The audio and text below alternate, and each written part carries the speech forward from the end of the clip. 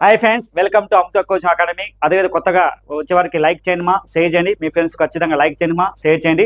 అదేవిధంగా ఈరోజు current affairs భాగంగా ఇంపార్టెంట్ మా టాపిక్స్ క్వశ్చన్స్. ఫస్ట్ ఇక్కడ ఏదంటే మనకు ఏదంటే ఈ కింది వానలో సరైన ఏది?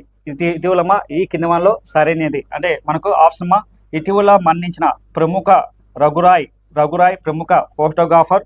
అదేవిధంగా సెకండ్ ఆప్షన్ మా 1970లో ఈయన పద్మశ్రీ అవార్డు వచ్చింది. మూడు ఆప్షన్ మా 1990లో వచ్చేసి 92లో అమెరికా నుంచి ఫోటోగ్రాఫ్ ది ఇయర్ అవార్డు రావడం సార్. నెక్స్ట్ అదేవిధంగా ఇతను 1940లో కేరళలోనే జన్మించాడు సార్. ఆప్షన్ వచ్చేసి మా ఇదంటే ఏపీసీడీనా, బీసీడీనా, ఏసీడీనా, ఏబీసీనా. అక్కడికి వచ్చేది ఏంటంటే సార్ మనకి ఏంటంటే ఈ కింది వానలో సరైనది. ఈయన ప్రముఖ ఇటీవల మరణించిన ప్రముఖ రఘురాయ్ ప్రముఖ ఫోటోగ్రాఫర్. ఈయన చాలా ఫేమస్ మా. ఈయన 1970లో పద్మశ్రీ అవార్డు వచ్చింది. నెక్స్ట్ అదేవిధంగా 1992లో వచ్చేసి అమెరికా నుంచి the photographer of the year award కూడా రావడం జరిగింది సార్. నెక్స్ట్ మా ఈయనకు 1942లో వచ్చేసి కేరళలో జన్మించారు సార్. అయితే ఆప్షన్ వచ్చేసి మా ఏబిసినా ఫస్ట్ ఆప్షన్, సెకండ్ ఆప్షన్ మా ఈ బీసీడీనా, మూడు ఆప్షన్ మా ఏసీడీనా, నాలుగు ఆప్షన్ మా ఏబిసి. ఆన్సర్ వచ్చేసి మా ఇదంటే ఏబిసి సార్. కానీ ఇక్కడ ఫేమస్ పర్సన్ మా ఇదంటే రఘురామ్ రాయ్. ఈయన ప్రముఖ ఇండియాకు ప్రముఖ పితామహుడుగా పిలుస్తారు. ఇదంటే జర్నలిస్ట్ అంటే ఇక్కడ ఫోటోగ్రాఫర్, ఈయన జర్నలిస్ట్ రెండు చాలా ఫేమస్ మా. Photographer, journalist. ఎందుకంటే మనకు ఇక్కడ చాలా ప్రముఖ పర్సన్ మా ఎవరంటే రఘురామ్ రాయ్ ప్రముఖ ఫోటోగ్రాఫర్. ఏదైనా ఒక సంఘటన జరిగినప్పుడు మంచి ఒక ఈనాడు పేపర్లో కానీ మన ఎయిర్టెల్లో కానీ ఒక పేపర్లో వచ్చేసి ఒక ఫోటోగ్రాఫర్గా రికార్డు సాధించడమా. అందుకు ఇతనికి ఒక ఫోటోగ్రాఫర్ ఇయర్ అవార్డు ఇచ్చారనమాట. మనకు ఎగ్జామ్ అవుతుందమ్మా. ఇతను ఏ రాష్ట్రం జన్మించంటే కేరళలో జన్మిస్తారు. అయితే ఆప్షన్ వచ్చేసి మా ఏబిసిడి 5 అని రైట్ సార్. నెక్స్ట్ మా అదేవిధంగా క్వశ్చన్ మా సెకండ్ క్వశ్చన్ వచ్చేసిందంటే కొలంబియా మరియు నెదర్లాండ్ మధ్య సంయుక్తంగా ఇటీవల శిలాజాల ఇంధనాల నుంచి దూరంగా మారడం కోసం మొదటి సమావేశం ఏప్రిల్ 24, 29 తేదీల మధ్య ఎక్కడ జరిగింది? ఆప్షన్ మా చాలా ఇంపార్టెంట్ సార్. ఇక్కడ ఏంది కొలంబియా మరియు నెదర్లాండ్ మధ్య సంయుక్తంగా శిలాజాల యొక్క ఇంధనాల గురించి మెయిన్ వచ్చేసి దూరంగా మారడానికి ఒక సమావేశం. ఫస్ట్ సమావేశం 2026 ఏప్రిల్ 24 నుంచి 29 తేదీలో ఎక్కడ జరిగిందంటే ఫస్ట్ ఆప్షన్ మా న్యూఢిల్లీలోని న్యూఢిల్లీలోన. సెకండ్ వచ్చేసి మా నెదర్లాండ్లోని దిహేగా క్యాపిటల్. నెక్స్ట్ కొలంబియాలో వచ్చేసి షాట్మాట్లోన. నెక్స్ట్ అదేవిధంగా ఫ్రాన్స్లోని ప్యారిస్లోన. ఆన్సర్ వచ్చేసి మా ది హేగ్ సార్. నెదర్లాండ్లో ఈ యొక్క మీటింగ్ జరగడం సార్. ది హేగ్ నెదర్లాండ్లో ఈ యొక్క మీటింగ్ మా వెరీ ఇంపార్టెంట్ మా. కొలంబియా మరియు నెదర్లాండ్ మధ్య సంయుక్త యొక్క సమావేశం మా ఇటీవల వచ్చేసి ది హేగ్ మా నెదర్లాండ్లో జరిగింది సార్. ఇది ఎగ్జామ్లో అడిగే ఛాన్స్ అన్నమాట. నెక్స్ట్ మా అదేవిధంగా క్వశ్చన్ నెంబర్ థర్డ్ మా ఏదంటే ఇటీవల ఇండియా వచ్చేసి ఏ దేశాల మధ్య స్వేచ్ఛ వాణిజ్య ఒప్పందాలు కుదురుకునేది? అంటే మనకు ఎఫ్టిఏ అంటే ఇక్కడ మెయిన్ మా స్వేచ్ఛ వాణిజ్య ఒప్పందం మా. ఇది ఫ్రీడమ్ ట్రేడ్ మా అసోసియేషన్ మీటింగ్ మా. ఇది ఏ దేశం మధ్య అంటే ఒకటి వియత్నాం, సెకండ్ మా తైవాను, మూడో దేశం మా న్యూజిలాండ్, ఫోర్త్ ఆప్షన్ మా ఇండోనేషియా. ఆన్సర్ వచ్చేసి మా ఏ దేశం అంటే న్యూజిలాండ్ జరిగింది సార్.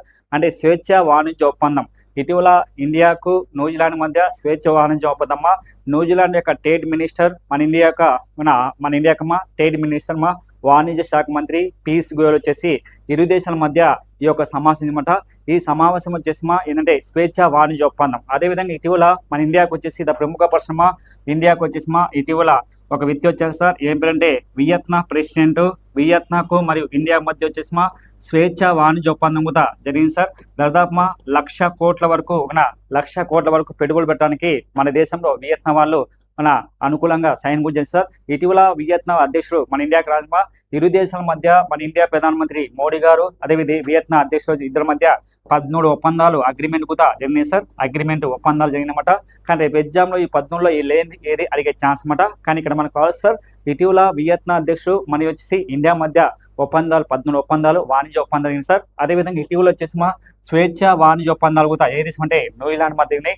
అంతకుముందు మా ఇంకోటి వచ్చేసి స్వేచ్ఛ వాణిజ్య ఒప్పందాలు వచ్చేసి ఇండియా మరియు మా యూకే మధ్య కూడా స్వేచ్ఛ వాణిజ్య ఒప్పందాలు లాస్ట్ ఏప్రిల్ మంత్ 2026లో స్వేచ్ఛ వాణిజ్య ఒప్పందాలు ఇటీవల 3 దేశాలతో ఒప్పందాలు తీసుకున్నారు. ఒకటి వచ్చేసి మా ఇండియా యూకే, అదేవిధంగా ఇండియా న్యూజిలాండ్, అదేవిధంగా ఇండియా వియత్నాం మధ్య, అదేవిధంగా ఇండియా వియత్నాం మధ్య ఇటీవల వచ్చేసి స్వేచ్ఛ వాణిజ్య ఒప్పందాలు 70 సంవత్సరాలు కంప్లీట్ అయింది సార్. ఏ దేశం అంటే ఇండియాకు వియత్నాంకు. ఇది మనకి ఎగ్జామ్లో అడిగే ఛాన్స్ మా. నెక్స్ట్ మా అదేవిధంగా క్వశ్చన్ జీవ వైవిధ్య సంరక్షణ కోసం జీవ వైవిధ్య సంరక్షణ కోసమా, జీవ వైవిధ్య సంరక్షణ కోసం మన ఒక ఆర్టినేషనల్ ఇంటర్నేషనల్ ఏఐని వచ్చేసి మొబైల్ యాప్ ద్వారా అభివృద్ధి చేసేందుకు ఇటీవల ప్రతిష్టాత్మకమైన WWF నేషనల్ అవార్డును వచ్చింది. అయితే ఎవరికి వచ్చిందంటే ఎస్ అలీం యాసఫ్గా, నెక్స్ట్ అలిసియా కంజామా, నెక్స్ట్ మూడు ఆప్షన్ వచ్చేసి రహీం మొజ్రాదా, నెక్స్ట్ ప్రసిద్ధి సింగ్. ఆన్సర్ వచ్చేసి ఏంటంటే అలీం యాసఫ్ అనే వ్యక్తికి ఇటీవల ఒక అవార్డు ఇస్తారు. జీవ వైద్యుల సంరక్షణ కోసం ఒక మొబైల్ యాప్ను అభివృద్ధి చేశారు ఏదంటే WWFలో నేషనల్ అవార్డు వచ్చింది. ఏ పేరు అంటే అలీం యాసఫ్ అనే వ్యక్తి. ఇతను మన దేశానికి చెందిన ప్రముఖ పర్సన్ సార్. ఎగ్జామ్ అడుగుతుంబా. నెక్స్ట్ అదేవిధంగా క్వశ్చన్ నెంబర్ 2026 ఏప్రిల్ 18 కర్ణాటకలోని బన్నేర్ఘట్ బయోలాజికల్లో పార్కులో ఏ దేశం నుంచి 4 చిరుతలు 2 మొగటి 2 ఆడటి వచ్చాయమ్మా. అతను ఏ దేశం నుంచి వచ్చినాయి అంటే ఇక్కడ మనకు చాలా ఇంపార్టెంట్ చిరుతలు. ఇక్కడ చిరుతలు చాలా ఫేమస్ ఈ చిరుతలు వచ్చేసి ఇటీవల 2026 ఏప్రిల్ 18 కర్ణాటకలోని బన్నేర్ఘట్టు బయోలాజికల్లో ఇటీవల 4 వచ్చినాయి సార్. మొత్తం 4. అవి ఏ దేశం నుంచి వచ్చినాయంటే ఒకటి బొస్తావనా, నమీబియనా, South Africa, Kenya. First option Botswana, second option వచ్చేసి Namibia, third option South Africa, fourth వచ్చేసి కెన్యా. ఆన్సర్ వచ్చేసి ఏంటంటే సౌత్ ఆఫ్రికా నుంచి రావడం సార్. ఏంటంటే ఇక్కడ చిరుతలు సార్, 2 జెంట్స్ 2 ఉమెన్స్ రావడం సార్, మొత్తం చిరుతలు. అయితే ఇక చిరుత పుళ్ళు వచ్చేసి ఇటీవల ఏ దేశం నుంచి వచ్చింటే సౌత్ ఆఫ్రికా నుంచి వచ్చినాయి. అదేవిధంగా ఈ యొక్క ప్రపంచంలో చిరుతలు ఎక్కువ ఉన్న దేశమ్మా ఏదంటే సౌత్ ఆఫ్రికాలో 49,000 ఉన్నాయి సార్. అయితే ఈ యొక్క ఫస్ట్ మన ఇండియాకు మొట్టమొదటిగా ఏ దేశం నుంచి వచ్చిందంటే ఒకటి ఫస్ట్ నమీబియా నుంచి ఫస్ట్ వచ్చినాయి. సెకండ్ దేశం ఏ దేశం అంటే సౌత్ ఆఫ్రికా నుంచి రావడం సార్. మూడో దేశం ఏ దేశం అంటే బొస్తావానా దేశం నుంచి రావడం సార్. ఈ 3 దేశాల నుంచి మన దేశానికి ఈ యొక్క చిరుతలు వచ్చాయన్నమాట. అయితే ఫస్ట్ టైం ఈ యొక్క చిరుతలు వచ్చేసి ఏ పార్కులో వదిలేరంటే ఫస్ట్ టైం వచ్చేసి కర్ణాటకలోని బన్నర్ఘట్లో వదిలేరు కర్ణాటకలో. కానీ ఇక్కడ ఫస్ట్ ఇక్కడ ఏంటంటే మామూలుగా అయితే ఈ యొక్క చిరుతలన్నీ ఎక్కడ వదులుతారంటే మన ఇండియా కేంద్ర ప్రభుత్వం వచ్చేసి మధ్యప్రదేశ్లోని కునుక్ నేషనల్ పార్క్లో ఈ యొక్క చిరుతపులను వదలడం చూస్తారు. కానీ ఇక్కడ ఎందుకు సార్ ఇక్కడ మామూలుగా అయితే మధ్యప్రదేశ్లోని కునుక్ నేషనల్ పార్కులు వదలాలి కదా ఈ యొక్క చిరుతపులని. భారతదేశంలో ఇప్పుడు వరకు ఇండియాలో ఎన్ని చిరుతలు ఉన్నాయంటే మొత్తం 35 ఉన్నాయి సార్. 35 ఎక్కడ మధ్యప్రదేశ్లోని కునుక్ నేషనల్ పార్క్లో మొత్తం 35 ఉన్నాయి. ఎప్పటికంటే 2026 ఏప్రిల్ 30కి వచ్చేసి ఇండియాలో 35 చిరుతలు ఉన్నాయి. అయితే ఇక చిరుత పులులు వచ్చేసి ఎక్కువ ఉన్న దేశమా సౌత్ ఆఫ్రికా. అయితే ఇండియాలో ఈ యొక్క చిరుతపులు మామూలుగా అయితే మధ్యప్రదేశ్లోని కునుక్ నేషనల్ పార్కులో వదలాలి. కానీ అక్కడ క్లైమేట్ ఎక్కువ అంటే వేడి వల్ల ఇక తట్టుకోలేక చాలా చిరుతపులు వచ్చేసి చనిపోతున్నాయి. అందుకు కేంద్ర ప్రభుత్వం వచ్చేసి ప్లేస్ మార్చారన్నమాట. కేంద్ర ప్రభుత్వం ప్లేస్ మార్చింది. కేంద్ర అటవీ శాఖ వాళ్ళు ప్లేస్ మార్చారు. చూద్దాం ఇక్కడ పోతాను ఎక్కడికి మార్చారంటే కర్ణాటకలోని బన్నర్ఘట్లోకి బయాలజికల్లో మార్చింది సార్. అది ఎగ్జామ్లో అడుగుతారన్నమాట. ఎన్ని చిరుతలు అంటే 4 చిరుతలు అన్నమాట. మనకి ఇంపార్టెంట్ రేపు ఎగ్జామ్ అవుతాడు. ఇటీవల 2026 వచ్చేసి ఏప్రిల్ 18 ఇటీవల వచ్చేసి 4 చిరుతలు సౌత్ ఆఫ్రికా నుంచి. అది ఏ పార్కులో వదిలింటాడు? ఆప్షన్ 1 కునుక్ నేషనల్ పార్కా లేదా బన్నర్ఘట్టు నేషనల్ పార్క్ అడిగే ఛాన్స్ ఆన్సర్ ఏం పెట్టంటే కర్ణాటకలో వచ్చి బన్నర్ఘట్లో పెట్టాలి. ఓ డేట్ గుర్తిస్తారు ఏంది ఏప్రిల్ 18 డేట్ ఇస్తారు. మీరు పొరపాటుగా కునుక్ నేషనల్ పార్క్ పెడితే ఆన్సర్ తప్ప. అయితే ప్రపంచంలో అత్యధికంగా చిరుతలు ఎక్కువ దేశమా ఏ దేశం అంటే ఇక్కడ సౌత్ ఆఫ్రికాలో ఉంది. అదేవిధంగా నమీబియా నుంచి 12 వచ్చినాయి. నెక్స్ట్ సౌత్ ఆఫ్రికా నుంచి కూడా 12 వచ్చినాయి. బొస్తావా నుంచి కూడా వచ్చేసి 12 రావాలి సార్ మన దేశానికి చిరుత పుళ్ళు. అయితే ప్రపంచంలో ఎక్కువ దేశమా సౌత్ ఆఫ్రికా. అయితే ఇండియాలో వచ్చేసి ఎక్కువ ఏంటంటే టైగర్స్. అందుకే ప్రతి సంవత్సరం జూలై 29 ఇంటర్నేషనల్ టైగర్ జరుపుకుంటామా. ఈ యొక్క టైగర్ యొక్క డేను ప్రతి సంవత్సరం అంతర్జాతీయ పుల్లు దినోత్సవంగా జూలై 29 జరుపుకుంటాం. అయితే ఈ యొక్క టైగర్స్ ప్రతి 4 సంవత్సరాల సారి లెక్కిస్తారన్నమాట. అది గుర్తు సార్. ఇక్కడ సౌత్ ఆఫ్రికాలో మాత్రమా ఎన్ని చిరుతలు వచ్చినట్టే మన ఇండియాకు 4 వచ్చినాయి సార్. మనకి ఎగ్జామ్లో అడిగే chance next question number 6 question 2026 April నుంచి డాక్టర్ సతీష్ రెడ్డి స్థానంలో ఏరోనాటికల్ సొసైటీ ఆఫ్ ఇండియా కొత్తగా జాతీయ అధ్యక్షులుగా ఎవరు ఎన్నికారు? చాలా ఇంపార్టెంట్ సార్. ఇక్కడ సతీష్ రెడ్డి అంతకుముందు ఏదనుకున్నా సార్ ఏరోనాటికల్ ఆఫ్ ఇండియా ఉన్నాడు. అదేవిధంగా సతీష్ రెడ్డి అంతకుముందు DRDO చైర్మన్గా ఉన్నాడు సార్. DRDO చైర్మన్గా ఉన్నాడు. అదేవిధంగా ఏరోనాటికల్ సొసైటీ ఆఫ్ ఇండియా జాతీయ అధ్యక్షులుగా ఎవరు ఎన్నికారంటే ఆప్షన్ వచ్చేసి వి నారాయణ్, సెకండ్ వచ్చేసి ఆప్షన్ వచ్చేసి Raja Rajan, next 3 option S Somanathan, 4 option Padmakumar. Answer వచ్చేసి ఏంటంటే 3 option S Somanathan. S Somanath అనే వ్యక్తి అంతకుముందు దేని పనిచేసి అంటే ఇస్రో చైర్మన్గా పనిచేశారు. ఏది ఇస్రోకు చైర్మన్గా పనిచేస్తారు. ఇస్రోకు చైర్మన్గా పనిచేస్తారన్నమాట.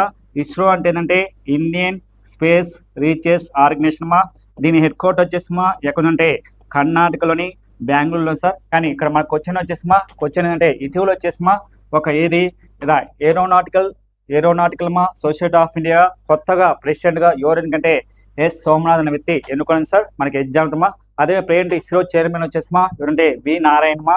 అతను ఎన్నో అవార్డు అంటే ఇదా 12th పర్సన్ సార్, 12th పర్సన్గా ఎన్నికారు. ఇస్రో చైర్మన్ యొక్క టైం పీరియడ్ వచ్చేసిమా ఏదంటే కేవలం 3 సంవత్సరాల వరకు మాత్రమే ఉంటాయి. మళ్ళీ వీళ్ళని ఎవరు నియమిస్తుంటే కేంద్ర ప్రభుత్వం నియమించారు సార్. ఇస్రో యొక్క మెయిన్ వచ్చేసి హెడ్ క్వార్టర్ వచ్చేసి ఎక్కడంటే ఇక్కడ కర్ణాటకలోని సార్ మనకి ఇంపార్టెంట్ మా. సతీష్ ధావన్ స్పేస్ సెంటర్ వచ్చేసిమా ఎక్కడంటే ఆంధ్రప్రదేశ్లో వచ్చేసి తిరుపతిలో ఉంది. విక్రమ్ సారాభాయ్ స్పేస్ సెంటర్ వచ్చేసిమా ఎక్కడంటే కేరళలోని తిరువనంతపురంలో ఉంది సార్. ఈ 3 మనకి ఎగ్జామ్లు. అదేవిధంగా డిఆర్డిఓ వచ్చేసి హెడ్ క్వార్టర్ వచ్చేసిమా ఎక్కడంటే డిఆర్డిఓ హెడ్ క్వార్టర్ న్యూఢిల్లీలో ఉంది. డిఆర్డిఓ అంటే ఏంటంటే defence research development organisation. DRDO అంటే మా మీనింగ్ వచ్చేసిమా ఏంటంటే ఫుల్ ఫామ్ అడుగుతాడు. డిఆర్డిఓ అంటే defence research development organisation. DRDO establish అంటే 1958లో ఉంది. హెడ్ క్వార్టర్ వచ్చేసిమా ఎక్కడంటే న్యూఢిల్లీలో ఉంది. అంతకుముందు డిఆర్డిఓ చైర్మన్గా సతీష్ రెడ్డి గారు ఎన్నుకోవడం జరిగింది సార్ మనకి ఎగ్జామ్లతో. ఇప్పుడు సమీర్ కామంత్ డిఆర్డిఓ చైర్మన్ వచ్చేసిమా ఎవరంటే సమీర్ కామంత్ వచ్చేసి ప్రెజెంట్ డిఆర్డిఓ చైర్మన్గా పనిచేస్తాను సార్. నెక్స్ట్ మా అదేవిధంగా నెక్స్ట్ క్వశ్చన్ నెంబర్ 7th. ఏ దేశంలో భారత తదుపరి హై కమిషనర్గా కేంద్ర మాజీ మంత్రి దినేష్ త్రివేదిని ఇటీవల నియమితులయ్యారు? ఏ దేశానికి? శ్రీలంకకా, ఆఫ్ఘనిస్తాన్కా, మయన్మార్కా, బంగ్లాదేశ్కా? ఆన్సర్ వచ్చేసి మా క్వశ్చన్ ఏంటంటే ఏ దేశం యొక్క భారతదేశం యొక్క హై కమిషనర్గా కేంద్ర మాజీ మంత్రి దినేష్ త్రివేది హై కమిషనర్గా ఎన్నికారు. అంటే మన దేశం నుంచి హై కమిషనర్గా విదేశాలకు ఎన్నుకుంటారమ్మా. దాన్ని ఎవరు నియమిస్తారంటే కేంద్ర ప్రభుత్వం సలహా మేరకు రాష్ట్రపతి అపాయింట్ చేస్తారు. అయితే ఎవరు ఎన్నికంటే ఏ దేశానికి ఎన్నికంటే శ్రీలంకకు. అతను పేరు వచ్చేసిమా ఏదంటే దినేష్ త్రివేది హై కమిషనర్గా ఎన్నుకోవడం చేశారు. అతను ఏ దేశానికి ఎన్నికైనంటే శ్రీలంక దేశానికి ఎన్నుకోవడం జరిగింది సార్. నెక్స్ట్ మా అదేవిధంగా నెక్స్ట్ క్వశ్చన్ నెంబర్ మా స్టాక్హోమ్ ఇంటర్నేషనల్ మా పీస్ రీసెర్చ్ ఇన్స్టిట్యూట్ అంటే మనకు సిప్ అనే సంస్థ మా మిలిటరీలో డేటా ప్రకారం 2025 సంవత్సరంలో విడుదల చేసిన నివేదిక ప్రకారం భారతదేశంలో ఏ యొక్క స్థానం ఎంత అంటే క్వశ్చన్ ఏంటంటే సార్ మనకేంటంటే ఒక రిపోర్ట్ ఇచ్చింది. ఏదని ప్రపంచంలోనే అత్యధికంగా బడ్జెట్ ఖర్చు పెట్టే దేశంలో మన ఇండియా ఎన్నో ర్యాంకులు అంటే 5వ ర్యాంకులు ఉంది సార్. 5వ ర్యాంకు. అయితే ఒక రిపోర్ట్ ఇచ్చింది. ఏ సంస్థ వాళ్ళు రిపోర్ట్ ఇస్తుంటే ప్రతి సంవత్సరమా Stockholm international piece research Institute వాళ్ళు ఒక రిపోర్ట్ దాని పేరంటే SRIPPI అంటే సిప్ అనే సంస్థ వాళ్ళు రిపోర్ట్ ఇస్తారన్నమాట. అయితే ప్రపంచంలో అత్యధికంగా ఎక్కువ బడ్జెట్ కేటాయించేదాంతో మన ఇండియా ర్యాంక్ వచ్చేసి ఎన్నో ప్లేస్ అంటే 5th ప్లేస్. అయితే ప్రపంచంలో అత్యధికంగా stock international piece research institute ప్రకారం ప్రపంచంలో రక్షణ రంగంలో ఎక్కువ ఖర్చు పెట్టే దేశంలో ఏ దేశం ఫస్ట్ ఉందంటే అమెరికా ఫస్ట్ ఉందిమా. సెకండ్ దేశమ్మా ఏ దేశం అంటే చైనా దేశం. 3వ దేశమ్మా ఏ దేశం అంటే రష్యా ఉంది. 4th వచ్చేసిమా ఏ దేశం అంటే జర్మనీ ఉంది. 5th వచ్చేసిమా ఏ దేశం అంటే ఇండియా. ఇది current affairs sir, very important. ఇక్కడ రేపు ఎగ్జామ్ అవుతారనమాట. ఏమని question Stockholm international piece research institute ప్రకారం ప్రపంచంలోనే డిఫెన్స్ రంగంలో ఎక్కువ ఖర్చు పెట్టే దేశంలో ఏ దేశం ఫస్ట్ ఉందంటే అమ్మా అమెరికా ఉంది. సెకండ్ మా చైనా. 3rd వచ్చేసి రష్యా. 4th మా జర్మనీ. 5th వచ్చేసి ఇండియా. ప్రతి ఒక్క రిపోర్ట్ ఇస్తారనమాట. అదేవిధంగా ప్రపంచంలో ఎక్కువ డిఫెన్స్లో ఎక్కువ ఆయుధాలు దిగుమతులు కూడా మన ఇండియా సెకండ్ ప్లేస్ ఉంది. ప్రపంచంలో ఆయుధాలు దిగుమతులు వచ్చేసిమా 2020 నుంచి 2023 మధ్య ప్రపంచంలోనే ఆయుధాలు దిగుమతిలో ఆయుధాలు ఇంగ్లీష్లో వచ్చేసిమా వెపన్స్ అంటారు. ఆయుధాల దిగుమతిలో మన ఇండియా ర్యాంక్ ప్లేస్ ఎన్నో ప్లేస్ అంటే 2nd ప్లేస్. ప్రపంచంలో ఆయుధాలు దిగుమతులు ఏ దేశం అంటే ఉక్రెయిన్ ఉంది. సెకండ్ దేశమ్మా ఏ దేశం అంటే ఇండియా. సెకండ్ మా ఇండియా ఉంది. ఫస్ట్ ఏ దేశమా ఉక్రెయిన్. సెకండ్ మా ఇండియా. 3వ దేశమ్మా ఏ దేశం అంటే సౌదీ అరేబియా. 3వ ప్లేస్ మా సౌదీ అరేబియా. అయితే ఇండియా వాళ్ళు ఎక్కువ ఏ దేశం నుంచి దిగుమతి చేసుకుంటామంటే మా రష్యా నుంచి ఎక్కువ ఆయుధాలను దిగుమతి చేసుకుంటామా. ఆయుధాలను వెపన్స్ని ఎక్కువ రష్యా నుంచి. సెకండ్ మా మన దేశం వచ్చేసి ఫ్రాన్స్, అమెరికా, మిగతా దేశం నుంచి మనం ఆయుధాలు ఎక్కువ దిగుమతి చేసుకుంటాం. కానీ ఆయుధాలు ఎక్కువ దిగుమతి దేశంలో ఏ దేశం అంటే ఉక్రెయిన్ మా. ఎందుకు ఉక్రెయిన్ అంటే ఇటీవల రష్యాకు ఉక్రెయిన్ యుద్ధం వల్ల ఉక్రెయిన్ దేశం వాళ్ళు ఎక్కువ అమెరికా దేశం నుంచి ఎక్కువ వెపన్స్ను దిగుమతి చేసుకోవడం జరుగుతుంది సార్. మనకి ఎగ్జామ్లో అడుగుతారన్నమాట. కానీ ఇక్కడికి వచ్చేది ఏంటంటే ప్రపంచంలో ఎక్కువ మా డిఫెన్స్ రంగంలో ఎక్కువ ఖర్చు పెట్టే దేశంలో ఇండియా ర్యాంక్ వచ్చేసి 5th ప్లేస్. ఇది బాగా గుర్తుపడు సార్ మనకి ఎగ్జామ్లో. ఇది రిపోర్ట్ ఇచ్చిన వాళ్ళు ఎవరంటే ద స్టాక్ హోమ్ ఇంటర్నేషనల్ మా పీస్ రీసెర్చ్ ఇన్స్టిట్యూట్ వాళ్ళు రిపోర్ట్ ఏమని చేస్తారు.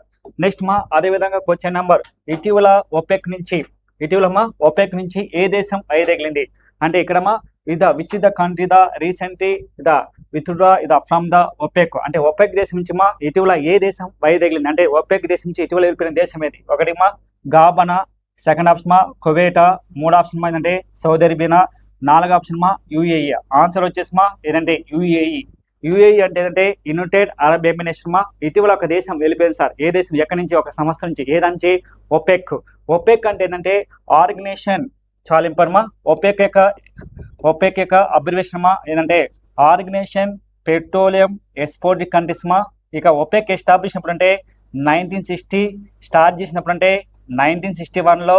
అయితే ఒపెక్ హెడ్ క్వార్టర్ వచ్చేసి మా ఎక్కడంటే వియన్నాలో ఉంది సార్. హెడ్ క్వార్టర్ వచ్చేసి వియన్నా అనేది ఎక్కడ ఉందంటే ఆస్ట్రియా. వియన్నా వచ్చేసి మా ఆస్ట్రియాలో ఉంది. మళ్ళీ సార్ ఒపెక్ ఎస్టాబ్లిష్ మా 1960. అదేవిధంగా స్టార్ట్ చేసినప్పుడు 1961. ఒపెక్ యొక్క హెడ్ క్వార్టర్ వచ్చేసి మా వియన్నాలోని ఆస్ట్రియా ఉంది. అయితే ఒపెక్ అంటే ఫుల్ ఫామ్ ఏంటంటే మా ఆర్గనైజేషన్ పెట్రోలియం ఎక్స్పోర్ట్ కంట్రీస్. అయితే ఒపెక్లో మొత్తం అంతకుముందు 12 దేశాలు ఉన్నాయి. కొత్తగా ఏ దేశం వెళ్ళిపోయిందంటే యుఏఈ. కొత్తగా ఏ దేశం వెళ్ళిపోయిందంటే మా యుఏఈ దేశం వెళ్ళిపోయింది. ఈ యొక్క యుఏఈ దేశం వెళ్ళిపోవడం వల్ల ఒపెక్లో మొత్తం దేశాలు వచ్చేసి మా ఎన్ని దేశాలు ఉంటాయంటే ఒపెక్లో కేవలం వచ్చేసి 11 దేశాలు మాత్రం ఉంటాయి సార్. ఒపెక్లో 11 దేశాలు మాత్రం ఉంటాయి, కేవలం 11 దేశాలే. అయితే ఈ యొక్క యుఏఈ అనేది ఎప్పటి నుంచి రిమూవ్ చేసుకుందంటే 2026 మే 1 నుంచి ఈ యొక్క మెయిన్ వచ్చేసి మా రిమూవ్ చేసుకున్నది. ఏ సంస్థ నుంచి? ఒపెక్ నుంచి. ఒపెక్ అంటే సార్ ఆర్గనైజేషన్ పెట్రోలియం ఎక్స్పోర్ట్ కంట్రీస్లో ఇటీవల ఏ దేశం వైదొలిగిందంటే ఏ దేశం వెళ్ళిపోయింది మా యుఏఈ దేశం వెళ్ళిపోయింది సార్. అయితే ఇక్కడ 2026 మే 1న ఈ దేశం వెళ్ళిపోయింది సార్. ఎందుకు సార్ యుఏఈ వెళ్ళిపోయింది ఒపెక్ నుంచి? ఎందుకంటే ఈ యొక్క పెట్రోల్ ఒక ఒపెక్ యొక్క లక్ష్యం ఏంది? పెట్రోల్ని ఎక్స్పోర్ట్ చేయడం మరియు వచ్చేసి ధరలు నిర్ణయించడం. కానీ ఇక్కడ యుఏఈ వాళ్ళు ఏంటంటే మేము ధరలను ఎక్కువ నిర్ణయించుకుంటాం, మాకు ఆర్థిక మాధ్యమం వచ్చింది, అందుకని మేమే నిర్ణయించుకుంటామని ఈ సంస్థ నుంచి వైదొలిగిందన్నమాట. ఏ దేశం నుంచి? ఎక్కడి నుంచి మా ఒపెక్ నుంచి. అదేవిధంగా అంతకుముందు 2024లో కూడా 2024లో కూడా జనవరిలో ఒకటి ఒక దేశం వెళ్ళిపోయింది. ఏ దేశం అంటే ఏదంటే మా అంగోలా. ఏ దేశమా? అంగోలా వెళ్ళిపోయింది. అంతకుముందు కువైట్ దేశం కూడా ఖతర్ కూడా వెళ్ళిపోవడం జరిగింది సార్. ఏదంతా నుంచి ఒపెక్ నుంచి. కానీ పెయింట్ వచ్చేసి మా మొత్తం ఒపెక్లో మొత్తం దేశాలు వచ్చేసి permanent countries 11 sir. Temporary countries మా 11 ఉంటాయి. ఒపెక్ హెడ్ క్వార్టర్ వచ్చేసి మా వియన్నాలో ఉంది. మనకు 3 ఉంటాయి సార్, చాలా ఇంపార్టెంట్ మా. ఒకటి వచ్చేసి మా ఒపెక్ ఇంపార్టెంట్, నెక్స్ట్ మా నాటో ఇంపార్టెంట్, నెక్స్ట్ మా ఎపెక్. ఈ 3 ఎప్పుడు అడుగుతూ ఉంటారు ఎగ్జామ్లో. 3 ఆర్గనైజేషన్ ఇంటర్నేషనల్ మా మీటింగ్స్. ఏది? OPEC, NATO, next ఎపెక్.